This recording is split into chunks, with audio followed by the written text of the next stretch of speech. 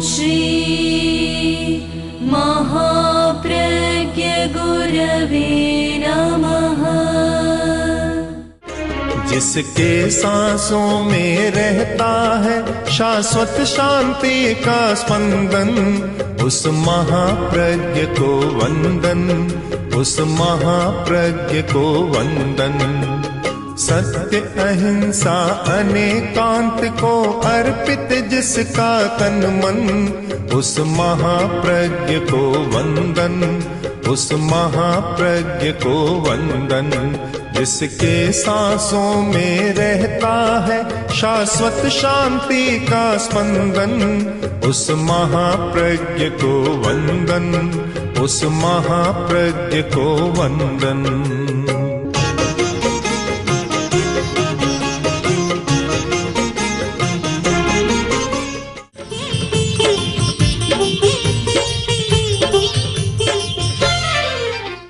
एक बार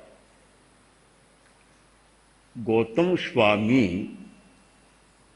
खिन्न हो गए, उदास हो गए। समय जब तक आदमी वीतराग नहीं होता तब तक उतार चढ़ाव कभी आता रहता है। कुछ लोगों के ज्यादा आता है, कुछ के कम आता है, और पहुंचे हुए हैं तो कभी कभार आ ही जाता है। क्योंकि मन की स्थिति है, तो मन के अनुकूल काम होता है तो आदमी प्रफुल्ल हो जाता है, और मन के प्रतिकूल होता है तो उदासी आ जाती है।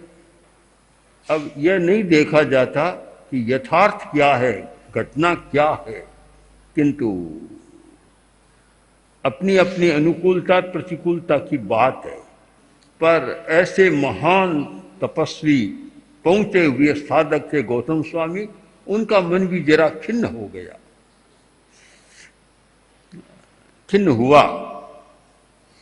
कारण यह बना कि गौतम के द्वारा दीक्षित मुनि तो केवली बन गए, गौतम छद्मस्त रह गए, केवल ज्ञान प्राप्त नहीं हुआ। तो सहज स्वाभाविक हो सकता है कि मेरे हाथ से मैंने जिसको दीक्षित किया वह तो केवली हो गया, मैं भी केवली नहीं बना हूं, आ सकता है। तब भगवान महावीर ने देखा कि गौतम में उदासी है, तो महावीर ने कहा, समयं गोयम मा पमाय। गौतम, समय का मूल्यांकन करो, प्रमाद मत करो, समय को अंको। समय बहुत कीमती होता है, उसका अंकन करो। यह एक सूत्र ऐसा है जो वर्तमान के सारे समय नियोजन की शिक्षा के लिए बहुत महत्वपूर्ण है। आज के ज़माने में जैसे मैनेजमेंट का युग है, तो टाइम मैनेजमेंट का भी बहुत बड़ा महत्व है, और पूरा प्रशिक्षण होता है टाइम मैनेजमेंट का, समय का नियोजन कैसे किया जाए। हमारा 24 घंटा का समय कितना सार्थक जाता है और कितना निरर्थक चला जाता है। एक विवेकशील आदमी के लिए अवश्य अन्वेषणीय विषय है, इसका अन्वेषण करना चाहिए कि समय कितना काम में लग रहा है, निकम्मा कितना जा रहा है। ऐसे तो आदमी सोचता है कि बहुत व्यस्त हूं मैं, पर समय का नियोजन हो तब पता चलेगा कि काम में समय कम लगता है, निकम्मी बातों में समय ज्यादा लगता है, उपयोगिता में कम लगता है। एक सामान्य बात लूं, एक आदमी व्यापारी है, व्यापार करता है, वह दुकान पर जाकर बैठ जाता है, शाम को आय व्यय का लेखा जोखा भी करता है, किंतु व्यापार कौशल कैसे बढ़ सकता है, उचित तरीके से भी अधिक धन का अर्जन कैसे हो सकता है, इस चिंतन में समय का नियोजन बहुत कम लोग लगाते हैं, जानते भी नहीं। जो जानने वाले हैं वे इतने आगे बढ़ जाते हैं कि जिसकी कोई सामान्य आदमी कल्पना भी नहीं कर सकता। समय का नियोजन करना, यह समय नियोजन की भी बहुत बड़ी कला है। इसीलिए कहा गया काले कालम समायरे। एक इतना बढ़िया सूत्र है 10वीं कालिक सूत्र का, काले कालम समायरे, कि जिस समय जो काम करना हो उस समय वह काम करो। समय तो है भोजन करने का, है उस समय धंधे में लग गया। समय तो है धंधा करने का और उस समय भोजन में लग गया, दोनों ही गतरस हो जाते। जिस समय जो काम करना हो, समय सापेक्ष हमारी क्रिया है। अभी समय है वर्षा का, वर्षा नहीं आ रही है, लोगों को कठिनाई महसूस हो रही है और चारों तरफ से हो रहा है कि वर्षा नहीं हो रही है, खेती सूख रही है और लोग कोई यज्ञ कर रहे हैं, कोई प्रार्थना कर रहे हैं, कोई गीत गा रहे हैं, इंद्र देवता को मनाने के प्रयत्न कर रहे हैं। और एक घटना तो ऐसी पढ़ी जो कल्पना से परे की बात है कि एक स्थान पर, शायद उत्तरांचल के किसी एक स्थान पर, स्त्रियां रात्रि को निर्वस्त्र होकर हल चला रही है इंद्रदेव को मनाने की। तो क्योंकि जो समय पर नहीं होता तो समस्या पैदा होती है। ठीक समय पर जो काम हो जाए, 6 ऋतुओं का जो चक्र है वह ठीक समय का बोधक है कि गर्मी में गर्मी होनी चाहिए, सर्दी में सर्दी होनी चाहिए, वर्षा के समय वर्षा होनी चाहिए। सब अपना अपना समय है और उस समय जो होता है तो सब ठीक चलता है, ऋतु चक्र ठीक चलता है तो परिस्थिति का चक्र भी ठीक चलता है, मन का चक्र भी ठीक चलता है। और ठीक ऋतु समय पर काम नहीं देती तो ठीक नहीं होता। वह माली सींचे सोगरा रुत आया फल होय। माली खूब सींच रहा है तो किसी ने कहा अरे जल्दी करने से नहीं होगा, ज्यादा पानी डालने से नहीं होगा, फल तो जब ऋतु आएगी तब अपने आप मिल जाएगा। आप देखेंगे कि फलों की भी ऋतु तो है। लोग कहते हैं अभी खरबूजे का मौसम आ गया, अभी आम का मौसम आ गया, अभी सेब और केले का मौसम आ गया, अभी चीकू का मौसम। 12 मास का कोई कोई होता है, सबका अपना अपना मौसम होता है। मौसम में ज्यादा वह फल लाभदायी होता है। एक प्राकृतिक चिकित्सा का तो नियम है कि कौन सा फल कब खाना चाहिए। उनका नियम है कि जो ऋतु का फल हो वह खाना चाहिए। आजकल तो ऐसा नहीं है, कोल्ड स्टोरेज हो गए तो 12 महीना खाते हैं, कोई लाभदायी तो नहीं होता, खाते हैं स्वास्थ्य के लिए और बीमारी पैदा करने वाले हो जाते। किंतु वह नियम जो जिस ऋतु में जो फल हो उस समय उसका उपयोग, यह एक स्वास्थ्य का नियम है। तो सबके लिए समय होता है।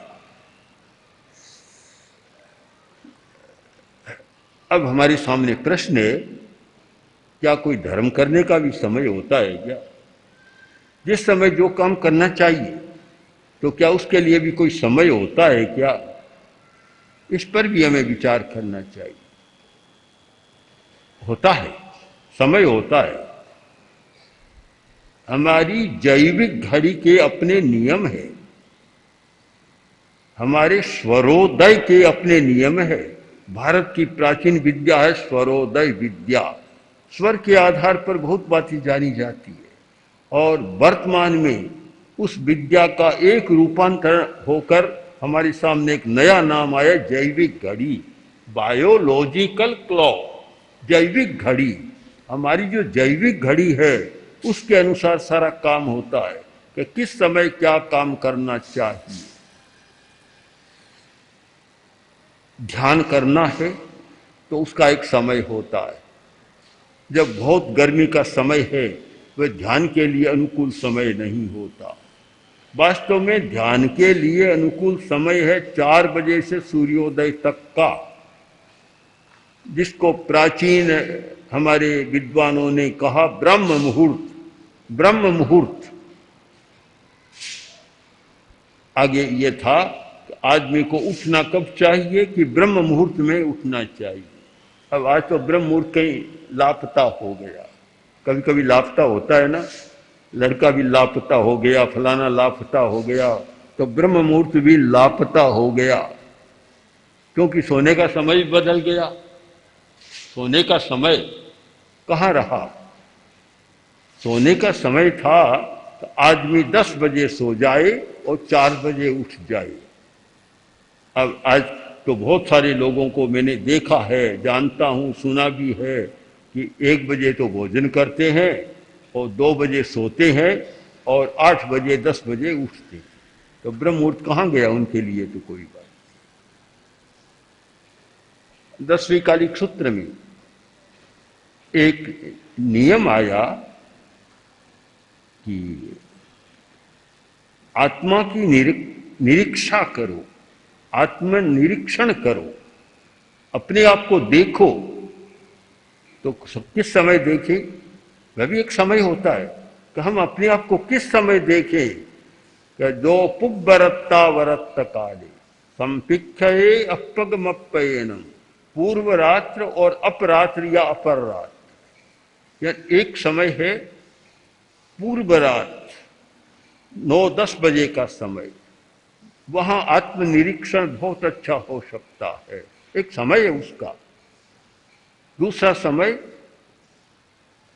हो सकता है 12 बजे से 2 बजे तक का। यह 12 से 2 बजे का समय है, यह ध्यान साधना या आत्मनिरीक्षा के लिए सबसे ज्यादा महत्वपूर्ण समय है।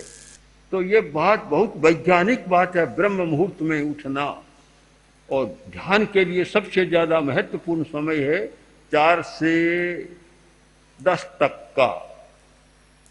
आजकल तो बहुत कम लोग हैं। हमारे धर्म संघ में एक परंपरा रही, मैं जब दीक्षित हुआ पूज्य कालूगणी को मैंने देखा तो ठीक 10 बजे शयन और 4 बजे उठ जाना नियम था। बिना घड़ी के भी 4 बजते आंखें खुल जाती और साधुओं को उठा देते, मुनि तुलसी को भी उठा देते। उस समय मुनि तुलसी कोई ज्यादा बड़े नहीं थे, वैसे अंतर जगत में तो बहुत बड़े हो गए थे, सबकी दृष्टि में बड़े पूज्य हो गए थे, सम्मान्य थे, पर अवस्था में तो बड़े नहीं थे। जब मैं मुनि बना तो उस समय 16-17 वर्ष के ही थे, तो उठा देते। अब नींद तो आती, 16-17 वर्ष के ही थे, तो कभी कभी तो कालूगणी कान खींचते नींद उड़ाने के लिए, और मेरे कान तो बहुत पकड़े गए। मुनि तुलसी ने मेरे कान पता नहीं कितने खींचे हैं। हाँ, तो कभी तो कान खींचते, फिर भी नींद नहीं उठती, तो कहते जाओ तारे देखो, तारे। हमारे यहाँ तारों का चलता था। मुनि भीमराज जी स्वामी, उनको इस विषय का बहुत ज्ञान था। मुनि भीमराज जी हमारे धर्म संघ के एक बहुत ही विद्वान मुनि थे, साधक भी और विद्वान भी, और ऐसा गंभीर व्यक्ति मैंने कम देखा। आमेर के मेवाड़ के थे और इतने तत्वज्ञानी थे जिनके पास हम सब लोग पढ़ते थे, आगम पढ़ते थे।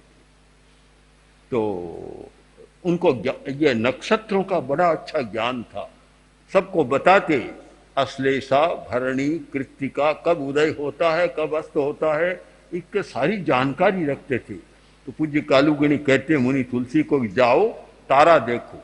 अब आकाश में तारा देखते, 2-4 बार देखते, 5-4 मिनट लगाते, इतने में नींद उड़ जाती। और मुझे भी कठिन होता था उठना, पर ऐसा हो गया कि तब से अब तक बराबर देख रहा हूं कि कालूगणी का समय भी 4 बजे उठने का, पूज्य आचार्य तुलसी का समय भी 4 बजे उठने का, और हमारा भी समय 4 बजे उठने का, मां श्रमण का भी है। पहले भले ही उठ जाए पर 4 बजे तो उठ जाना है।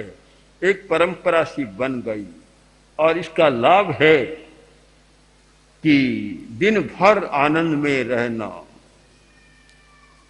प्रयोग करके देख ले, जो लोग बहुत सुस्त रहते हैं, खिन्न उदासी रहते हैं, एक नियम कर लो, 4 बजे उठना और 4 बजे से सूर्योदय तक थोड़ा आत्मचिंतन या ध्यान कर लेना, आपको ऐसा लगेगा कि ऐसी कोई टॉनिक या ऐसी दवा मिल गई, अब बाहर की दवा की ज्यादा जरूरत नहीं है। कभी कभार हो सकती है। तो समय का नियोजन, 4 बजे उठना। अब इस तुलना में देखें, वर्तमान की जीवन पद्धति को देखें कि 4 बजे उठने वाले लोग कितने मिलेंगे? भाई भी कम मिलेंगे, भाइयां भी कम मिलेगी 4 बजे जो उठते हो।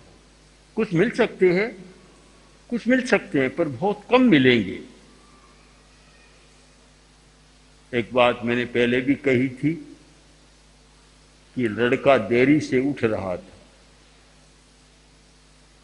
8 बज गए, उठा नहीं। माँ गई, माँ जाकर बोली, बेटा देख सूरज कितना चढ़ गया है, अभी तू उठ नहीं रहा है। लड़का बोला, माँ मेरी सूरज की क्या तुलना करती हो?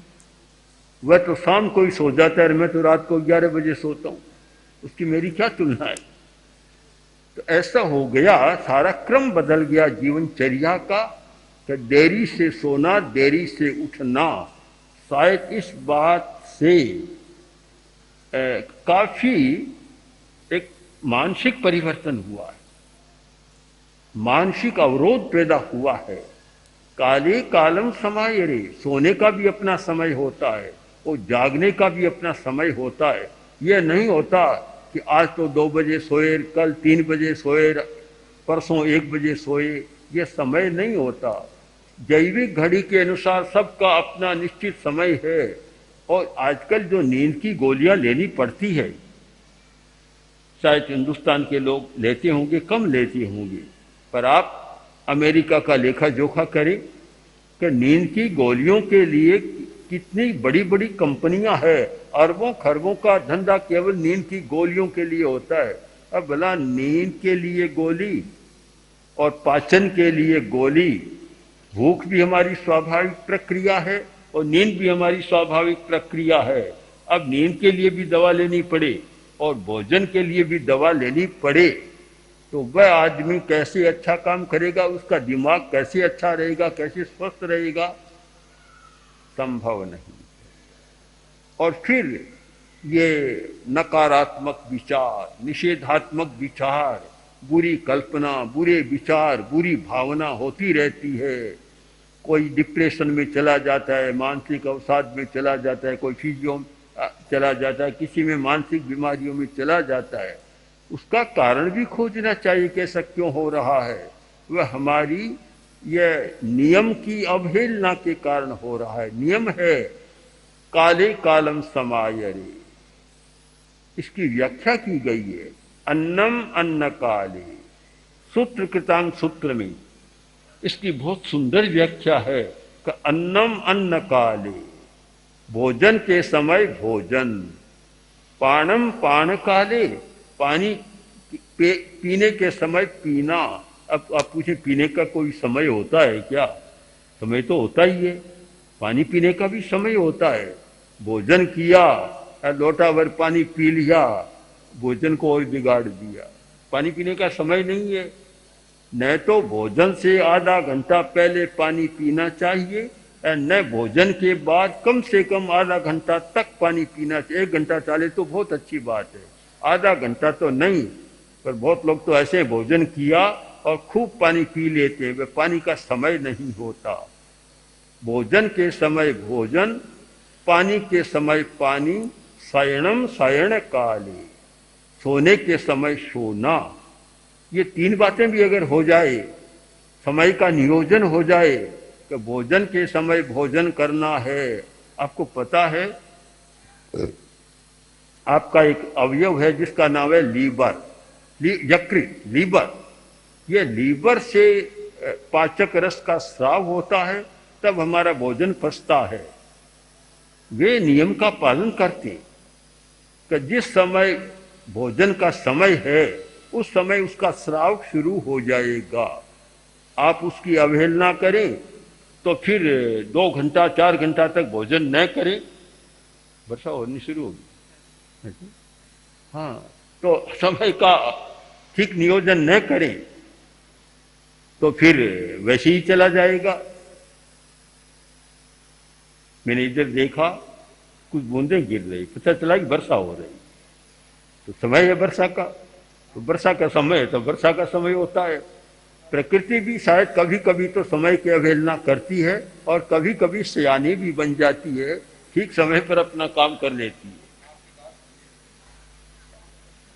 हाँ, तो समय पर वही काम।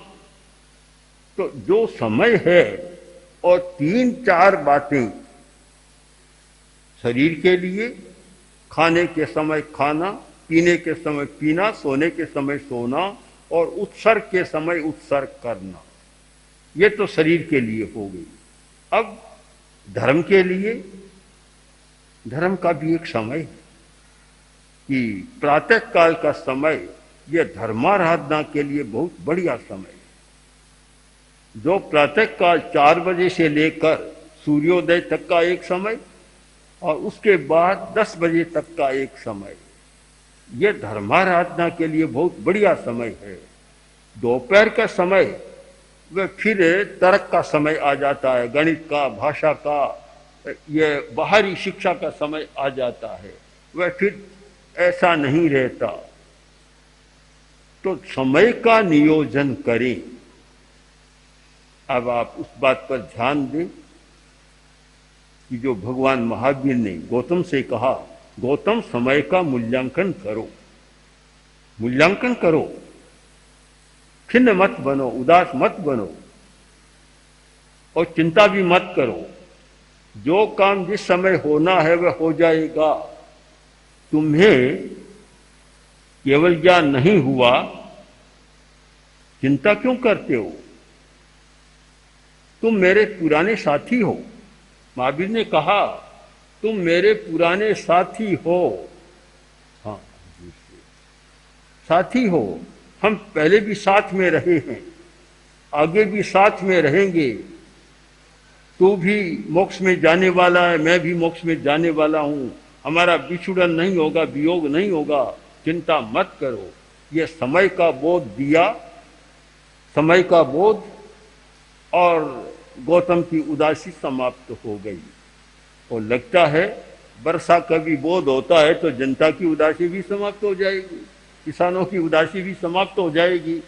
अगर ठीक समय पर ऋतु अपना काम करती है तो फिर उदासी नहीं रहती, और ठीक समय पर काम नहीं होता तब उदासी पैदा होती है। इसलिए हमें भी समय का नियोजन करना है, समय का सम्यक बोध करना है।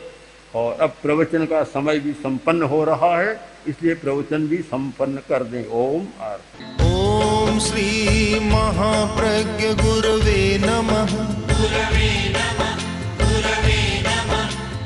ओम श्री महाप्रज्ञ गुरवे नमः। ओम श्री महाप्रज्ञ गुरवे